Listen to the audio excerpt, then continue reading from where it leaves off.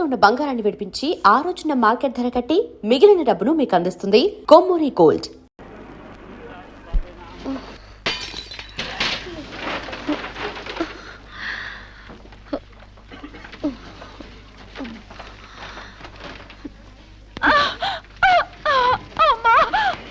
కొంచెం వచ్చుకోమ్మా, మెలగండి.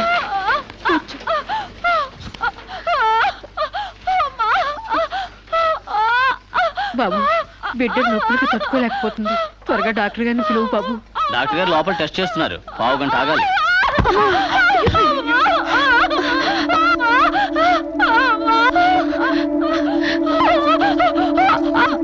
ఆవిడ కింద మీద పడుతుంటే పట్టించుకోకుండా చూస్తావేంటి?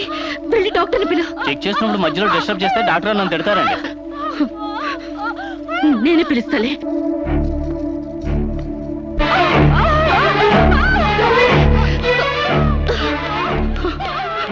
అక్కడ పేషెంట్ నొప్పులతో సతమతం అయిపోతుంది. మీరు త్వరగా రావాలి. కంగారు పడితే ఎలాగమ్మా? రౌండ్స్ అవగానే వస్తాను. చాలా అర్జెంట్ డాక్టర్, మీరు అర్థం చేసుకోండి. అందరికీ అర్జెంటే, కాస్త ఓపిక పట్టాలి.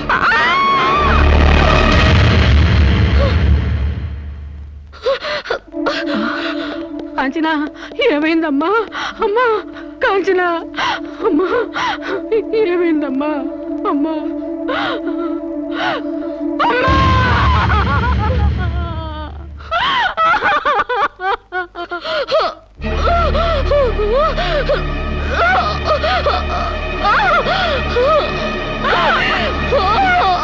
ధైర్యంగా ఉండమ్మా, you will be all right. నొప్పులు స్టార్ట్ అయినట్టున్నాయి, సర్జరీ తీసుకురండి. ఒక ప్రాణం తీసిన రాక్షసులు మీరు. ఒక అమ్మాయిని అన్యాయంగా చంపేసిన మిమ్మల్ని ఊరికే వదల్లో బజారికి ఏడుస్తాను.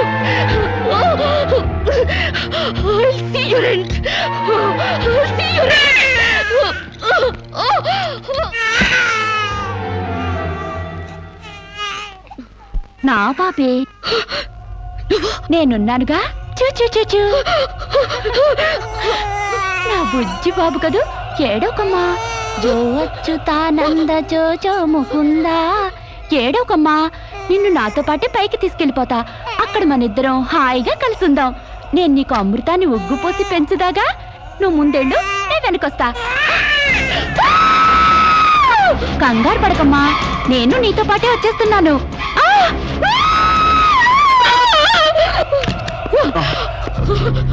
ఏమ్మా, ఏమైంది? బాబేడి? దెయ్యం వచ్చి బాబుని ఎత్తి గడిపోయింది. మాకు కనిపించకుండా నీకే కనిపించిందా? నిజంగానే తెల్ల బట్టలతో వచ్చి నా బాబేని బాబుని ఎత్తుకుని కిటికీ వచ్చి పడేసింది. ఇందాక చచ్చిపోయింది ఆ అమ్మాయి. మరి ఆ దయ్యం ఏమైంది? ఆ అమ్మాయి దూకేసింది.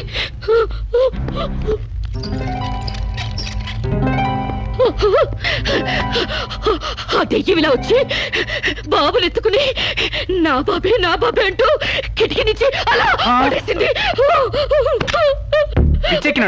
నా బాబు, నా బాబు. ఏమిటి గొడవ? బాబు ఎక్కడ అని అడిగితే దయ్యం ఎత్తుకుపోయిందని పిచ్చి పిచ్చిగా వాగుతుంది మేడం. ఒక రోజు నా దగ్గరకు వచ్చి అబార్షన్ చేసి మగబిడ్డ అయినా సరే ఎలాగైనా చంపేయమంది. ఇప్పుడు బిడ్డ పుట్టాక బయటికి విసిరేసి నాటకాలు ఆడుతోంది. నాటకాలు ఆడుతుంది మీరు. బాబునది పడేసింది. నా బాబు నాకు ఇప్పుడు కావాలి, లేకపోతే మిమ్మల్ని చంపేస్తాను. అటు మొగుడు లేక ఇటు బిడ్డ లేక దీనికి మెంటలెక్కినట్టుంది. అసలే బాలింత, జాగ్రత్తగా ఉండాలి. దీన్ని వెంటనే సైకాట్రిస్ట్ దగ్గర తీసుకెళ్ళండి, లేకుంటే ప్రాణానికే ప్రమాదం.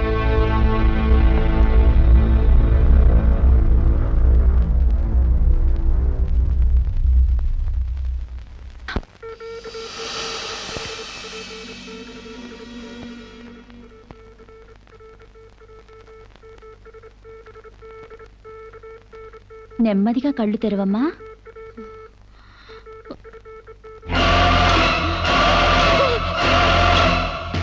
ఏంటమ్మా అలా చూస్తున్నావు? నా బిడ్డని చేసావు చెప్పు. నిజంగానే వీడికి మెంటలే డాక్టర్. నాకు అదే పిచ్చి, నీకు పిచ్చి. నువ్వే హాస్పిటల్లో చచ్చిపోయి మళ్ళీ దెయ్యంలా వచ్చి నా బిడ్డను ఎక్కడో పడేసావు. చెప్పవే, నా బిడ్డని చేసావు చెప్పు. డాక్టర్ గారు నీ బిడ్డను ఎందుకు ఎత్తుకెళ్తారమ్మా? చీతే తీసుకెళ్ళింది. నా కళ్ళ ముందే చచ్చిపోయి మళ్ళీ బ్రతికొచ్చింది. అందరూ కలిసి నన్ను పిచ్చి దాన్ని ఆట ఆడిస్తున్నారు, నన్ను ఏమారుస్తున్నారు. చెప్పవే, చెప్పు. చెప్పవే. నో డౌట్, ఈవికి మెంటల్ కాదు. కావాలనే బిడ్డను చంపేసి మెంటల్ దానిలాగా యాక్ట్ చేస్తోంది. ముందు ఈ మీద పోలీస్ కేసు పెట్టండి. కాదు, వదలండి. డియర్ జడ్జ్, శిరీష్ అనే ఈ ముద్దాయి తన అనుచిత ప్రవర్తనతో విదేశాల్లో ఒక స్టూడెంట్ మృతికి కారుకురాలైంది. ఆ పాప భీతి వేధిస్తుండటం వల్ల ఇప్పుడు మానసిక వేదన అనుభవిస్తూ బిడ్డ పుట్టాక మెంటల్ బ్యాలెన్స్ తప్పి చివరికి ఆ బిడ్డనే తన చేతులతో పైనుంచి కింద పడేసింది. నా బిడ్డని నేను చంపలేదు. నాకు మెంటల్ లేదు. I'm perfectly all right. వీళ్ళందరూ నన్ను ట్రాప్ చేసి మెంటల్ దానిలో ప్రూవ్ చేస్తున్నారు. నీ వాదన చెప్పుకోవడానికి కావాల్సినంత టైం ఇస్తాను. ముందు పీపీ గారిని మాట్లాడినివ్వు. ప్రొసీడ్. ఈమెకు తన బిడ్డ మీద మమకారం లేదు కదా, ఆ బిడ్డ బ్రతుకుంటే తనకు అడ్డం వస్తుందని పైనుంచి కింద పడేసింది. ముందు అబార్షన్ పేరుతో చంపబోయింది. అది వీలు కాక బిడ్డ పుట్టగానే వదిలించుకుని దెయ్యమనే నాటకాలు ఆడుతుంది. వీటికి తగిన సాక్ష్యాలు doctor Sunitha and her staff. ఏం చెప్పాలనుకుంటున్నావో ఇప్పుడు చెప్పు. నా బిడ్డని నేను చంపలేదు. మరి ఎవరు చంపారు? కాంచెలు చంపింది. నా బిడ్డ నా కళ్ళ ముందే పైనుంచి కింద పడేసింది. నీ కళ్ళ ముందే చంపిందంటున్నావు. మరి నువ్వు చూస్తూ ఊరుకున్నావా? కన్న బిడ్డని చంపుతూ ఉంటే నీ కాపాడాలనిపించలేదా? కాంచెలు దెయ్యమై వచ్చింది. దెయ్యమా? దెయ్యం వచ్చి చంపడం ఏమిటి? ఇంకా ఏ యుగంలో ఉన్నావమ్మా నువ్వు? మదర్ ప్రామిస్ అండి. ఆ తర్వాత దెయ్యం డాక్టర్ అయి వచ్చింది. సైలెన్స్. కాంచన చనిపోయిందన్నావు, మళ్ళీ కాంచనే వచ్చి నీ బిడ్డను చంపిందంటున్నావు. నువ్వేం మాట్లాడుతున్నావో తెలిసే మాట్లాడుతున్నావా? ఒక పని చేద్దాం జడ్జి గారు. డాక్టర్గా మా నా దెయ్యం కాంచెన్ని కోర్టుకు పిలిపిద్దాం. ఆ దెయ్యాన్ని నువ్వు గుర్తుపట్టగలవా అమ్మా? తప్పకుండా.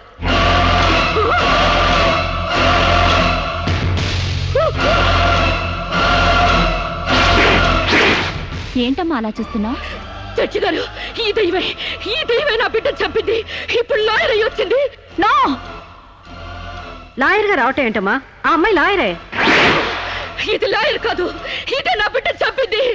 ఏయ్, చెప్పు చెప్పు, నా బిడ్డను ఎందుకు చంపావు? చెప్పు, నా బిడ్డను ఎందుకు చంపావు?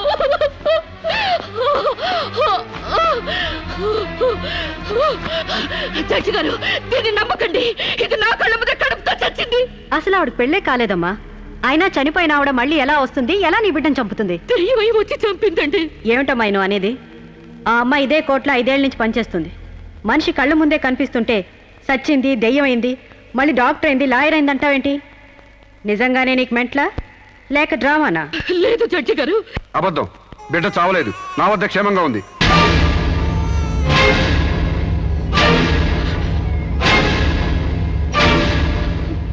శిరీష్ బిడ్డను చంపైపోతుందని తెలిసి ముందుగానే తీసుకెళ్లి క్షేమంగా నా దగ్గర ఉంచుకున్నానండి. శిరీషకు నువ్వేమవుతావు? ఆమె భర్తని. నో, ఇతను నా భర్త కాడు. ఎవరు నీ భర్త? నాకు భర్త లేడు. చచ్చిపోయాడా? అసలు నాకు పెళ్ళే కాలేదండి. మరి నీకు బిడ్డ ఎలా పుట్టాడు? డేటింగ్ మూలంగా. వాట్? గాలికి ధూళికి పిల్లలు పుట్టడానికి నువ్వేమైనా కలిగ కుంతివా? అయినా ఈ అమ్మాయి ఏం మాట్లాడుతుందో నాకేం అర్థం కావట్లేదు. నాకు అర్థం కావట్లేదండి. తన మొగుడిని పట్టుకుని మొగుడిని కాదంటుందా? ఒకసారి ఈ పేపర్ చూడండి.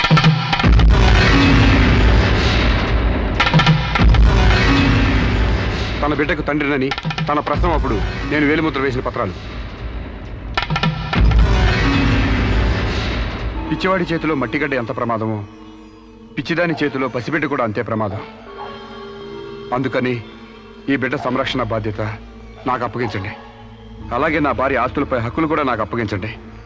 ఇంట్లో చెత్తంతా శుభ్రంగా ఊడ్చిపడేసినట్టు మొన్న బీరువాలో నగా నట్రా బయట పడేసి బీరువాని శుభ్రం చేశానని చెప్పింది. రేపు దస్తావేజులు పడేస్తే మా గతేం కాను. అందుకని నా భార్య ఆస్తులపై నాకు పవర్ పట్ట ఇప్పించండి. తనకి పిచ్చి తగ్గేదాకా మెంటల్ హాస్పిటల్లో జాయిన్ చేయించండి. శిరీష సొంత భర్తను కూడా గుర్తుపట్టలేని స్టేజ్లో ఉంది. కాబట్టి ఆవిడకి మెంటల్ హాస్పిటల్లో ట్రీట్మెంట్ చేయించాల్సిందిగా ఆదేశిస్తున్నాను. అలాగే బిడ్డని సాంబశివరావుకు అప్పగిస్తూ అతని భార్య శిరీష ఆస్తులపై పవర్ ఆఫ్ అట్టాని మంజూరు చేయవలసిందిగా కోరుతున్నాను.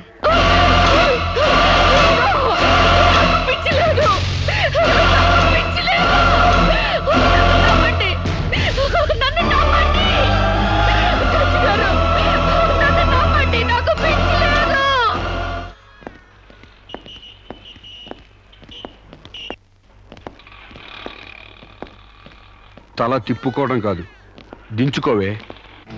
నీ బిడ్డను నీకు దూరం చేశాను. నీ ఆస్తి నాకు దగ్గర చేసుకున్నాను. నా తమ్ముళ్ళ నిన్ను పిచ్చిదాన్ని చేశాను. ఏయ్, అప్పుడే అయిపోయింది అనుకోకు. ఈ బతుకు కంటే చావే సుఖం అనుకునే రోజు నీకోసం ఎదురు చూస్తుంది. నీకు తెలుసుగా, నేను పండించేది వరి, పుట్టింది ఈస్ట్ గోదావరి.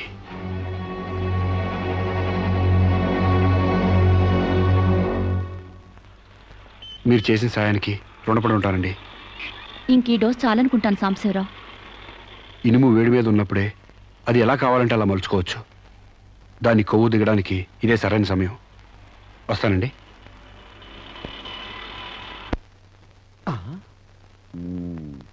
అంటే ఇదంతా అమ్మగారిని మార్చడానికి అయ్యగారు ఆడి నాటకం అన్నమాట. ఇంకేముంది, అమ్మగారు అయ్యగారికి ఇంగ్లీష్ పెళ్ళమైపోతారు, అయ్యగారేమో అమ్మగారికి ఈస్ట్ గోదావరి మొగుడైపోతారు. పెళ్లి ట్రిప్గా ఫారిన్.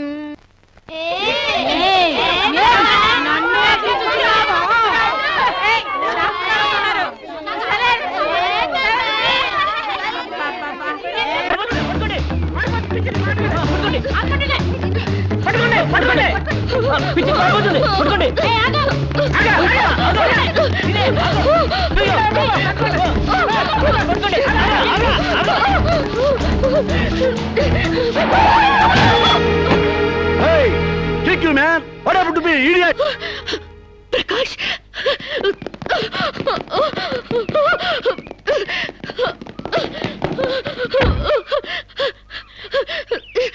అరు శిరీష, అరు Shirisha, my god, what happened యార్?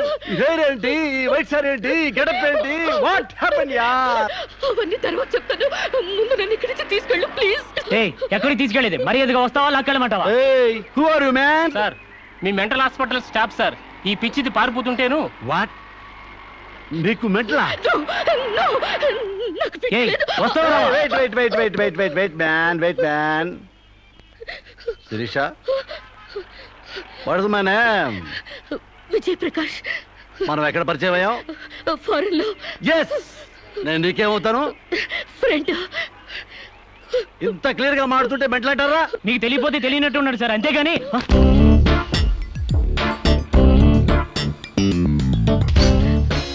చెప్పు, శిరీషకి మెంటలా కాదా? కమాన్. శిరీష్కి ఎవరు లేరు రమ్మంటారా? ఆవిడకి క్యూలకి ఎప్పుడో పంపిస్తాడు.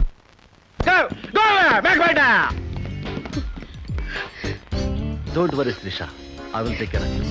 Please come dear.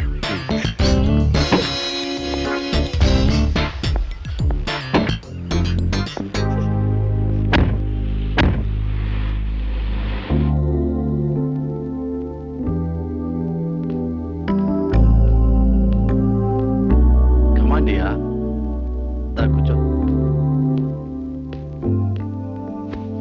ఎలా ఉండేదానివి ఎలా అయిపోయావు? డయానా క్వీన్ లా ఉండేదానివి డయేరియా పేషెంట్ లా తయారయ్యావు. అఫ్ కోర్స్ మదర్ అయినా నీ గ్లామర్ తగ్గలేదనుకో. Come on Siri, take this. No thanks. Okay, it's all right. బాగా అలసిపోయినట్టున్నావు. పద బెడ్రూమ్కి రెస్ట్ తీసుకుందాం. ప్రకాష్, వాట్ హ్యాపెండ్ యా? హెల్ప్ చేస్తానని తీసుకొచ్చి నువ్వు చేసే పని ఇదేనా? ఎవడో దారిని పోయే దానికి బిడ్డను కనిచ్చావు. నీ ఫ్రెండ్ని, క్లోజ్ ఫ్రెండ్ని ఆ మాత్రం బెడ్ పంచి ఇవ్వలేవా? Please come, please please.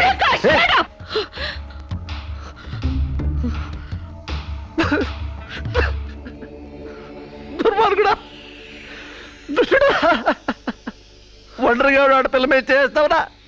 నీకు అమ్మ నాలేరురా, అబ్బా చెల్లి లేరురా, పురుగులు పడిపోతావురా, నాశనమైపోతావురా, అదైపోతావురా, ఇదైపోతావురా. ఇది కాదే నీ క్యారెక్టర్. పెళ్లి కాకుండానే సంసారం చేసేది ఎవరో తెలుసా? బ్రోతల్స్. పెళ్లి కాకుండానే తల్లయ్యేదెవరో తెలుసా? బ్రోతల్స్.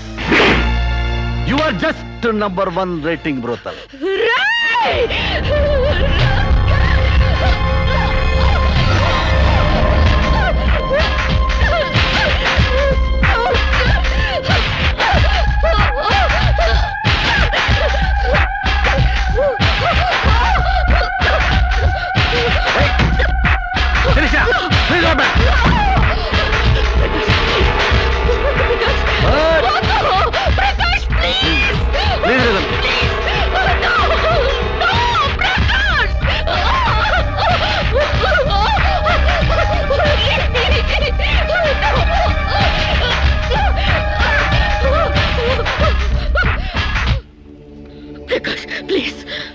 శిరీష, చాలా టెన్షన్ పెడుతున్నావు శిరీష. నువ్వు టెన్షన్ పడుతున్నావు శిరీష. రావద్దు, వద్దు ప్రకాష్. శిరీష, నీ తెలియదు శిరీష, నాలో చాలా విషయం ఉంది శిరీష. వద్దు Prakash. I love you Shirisha. వద్దు ప్రకాష్. చాలా హ్యాపీగా ఉంటుంది యార్. వద్దు వద్దు. I love you Shirisha. నా మాట విను శిరీష, చాలా బాగుంది శిరీష.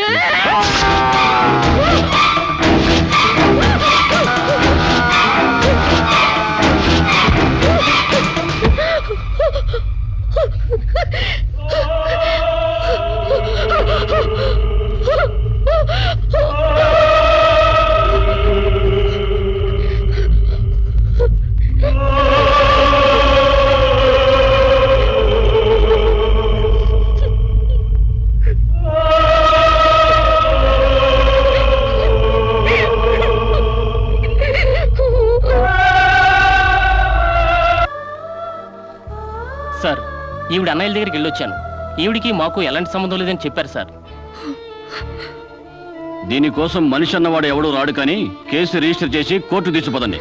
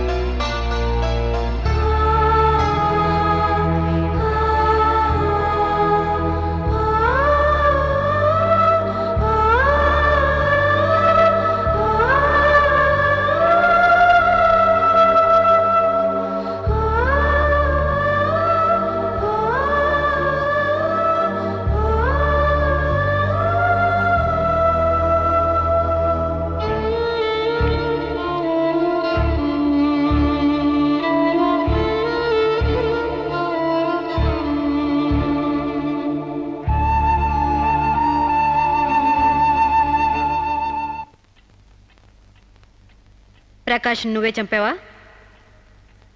సైగలు మూగ భాషలు ఇక్కడ కుదరవు, నోటితోనే చెప్పాలి. నేనే చంపాను. ఎందుకు చంపావు? చంపేనని ఒప్పుకున్నాను కదా, ఏదో సెక్షన్ కింద నన్ను చంపేయండి. ముద్దాయే శిక్ష విధించుకుంటే ఇక్కడ మేమెందుకు? సెక్షన్లు శిక్షలు నువ్వు గుర్తు చేయాల్సిన పని లేదు. అసలు నువ్వేం చేసావో చెప్పు. ఫారెన్లో నా ఫ్రెండ్ని చంపేశాను, ఇక్కడ ప్రకాశం చంపేశాను, భారతీయ సంస్కృతిని చంపేశాను, గౌరవ మర్యాదలను చంపేశాను, ఆఖరికి నా బిడ్డను కూడా చంపబోయాను.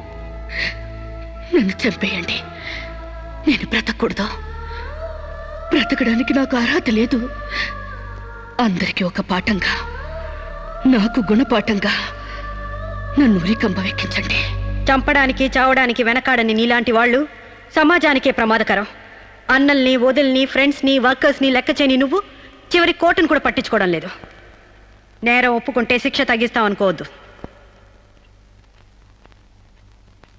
సాక్ష్యాధారాల్ని, వాంగ్మూలాల్ని పరిశీలించి తగిన తీర్పు ఇవ్వడానికి కోర్టు 20వ తారీఖు వాయిదా వేస్తున్నాను.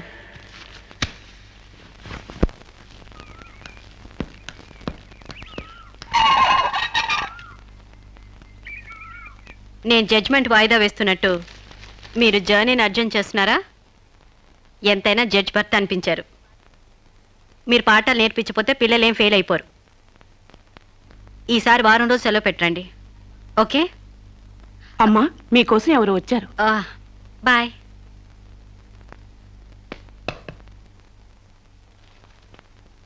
నమస్కారం అండి, నా పేరు సాంబశివరావు అండి.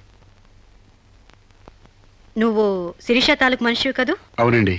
సారీ, నేను ఇంట్లో కోర్టు విషయాలు మాట్లాడను. నేను అందుకు రాలేదండి, కొన్ని సొంత విషయాలు మాట్లాడుకుందామని. సొంత విషయాలా? హాయ్, కొంచెం పర్సనల్ అండి. చెప్పండి. అది మన ఇద్దరి మధ్య ఉండాల్సిన పర్సనల్ అండి. మీరు కాసేపు బయట ఉండండి.